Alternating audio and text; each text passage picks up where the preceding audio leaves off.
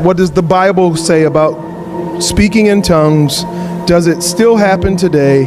And if so, in what form? First of all, if we go to Ephesians chapter 2, we understand that the church was built upon the foundation of the apostles and prophets. Now, that's very, very important. It's talking about something that ceased. Are there apostles today like the 12? No. It's the faith that once and for all has been handed down to the saints. Is there prophetic word that's still laying the foundation for the church? No. And so we recognize here with two of the most gifted men, or offices, whatever you might want to call them, that they have ceased. We know that, and almost everyone across the board acknowledges that. So we can expect that there could be other changes in more minor gifts.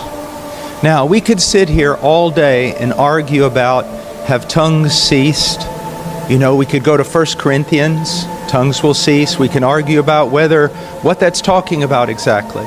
But I think the best thing to do is simply to define what tongues were. What were they?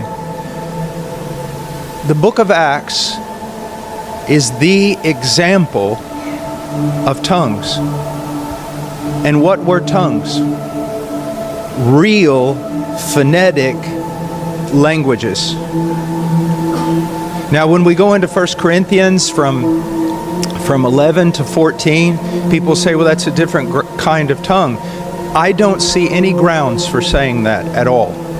I do not believe that it's talking about a prayer language or sounds that have no phonetic value whatsoever.